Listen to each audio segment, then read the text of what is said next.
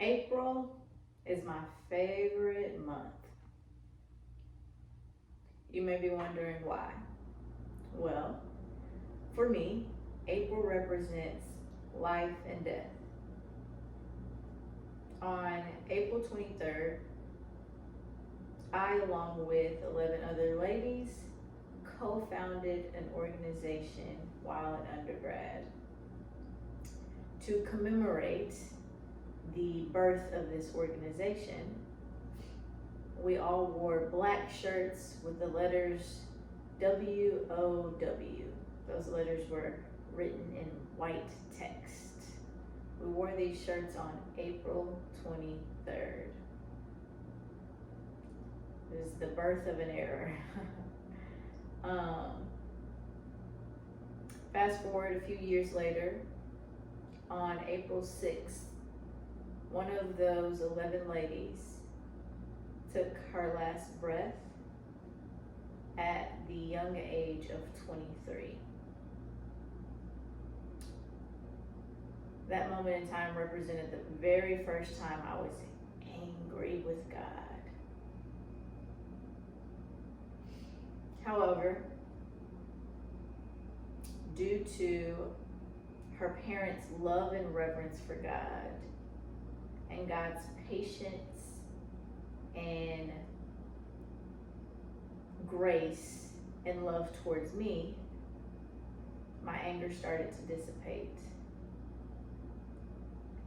And the thing that solidified God's love for our dear friend and sister, as well as for me, was that her parents, unbeknownst to them, chose the day that we celebrated the birth of our organization as the day in which they would lay their daughter to rest. So, April 23rd specifically represents life and death for me. I learned so many lessons from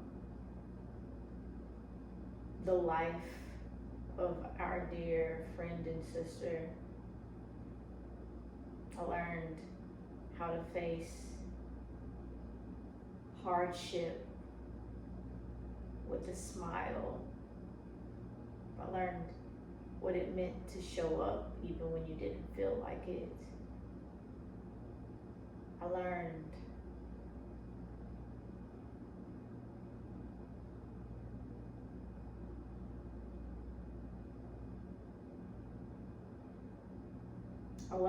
the scripture that God's ways and his thoughts are higher than ours. And to this day, I'm reminded of that because clearly I don't have the mind of God to see as he sees, to understand as he understands. But thankfully, he does give us glimpses into his thought process at times, and I feel that that's his way of being compassionate and loving towards us. So the month of April is the month in which I just reflect on how good God is in spite of us, how much he loves us,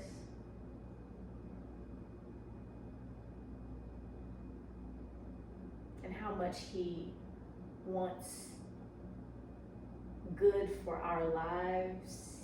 He wants us to realize and fulfill our purposes. This month represents that to me. It represents the birth of all things good and beautiful. It represents the death of our flesh. It represents the death of selfishness. It represents the death of unforgiveness. It represents this circle of life, really. It helps me appreciate life in a way that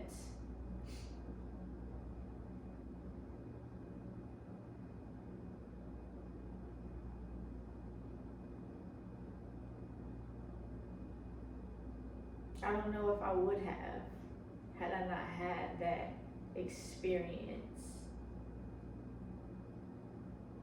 in undergrad, had I not been angry with him, had I not,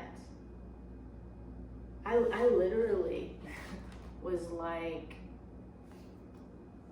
I was like Job. I was out there throwing scriptures back in God's face and trying to tell him how he wasn't living up to his part of the bargain. Boy, I was cocky, right? How do you tell the creator that he not doing his job? That was me though. Very, very zealous, passionate individual that was bucking up to God and trying to understand, just grappling with the fact that scripture said one thing, I believed that thing, and that the outcome in my perspective was opposite of that. Years after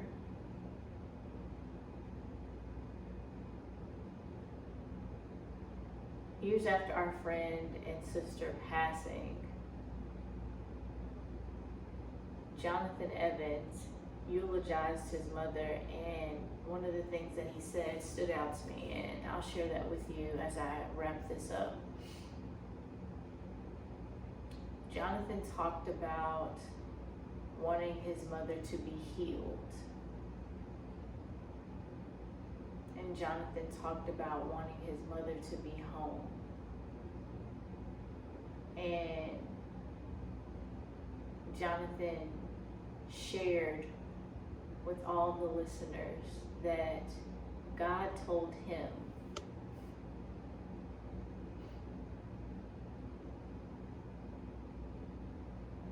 whether she is in her earthly home or in her heavenly home, she was going to be home. God told Jonathan whether he healed her on this side of heaven or healed her on that side, she was still going to be healed. And those are the mind-blowing lessons from a perspective that my young, passionate,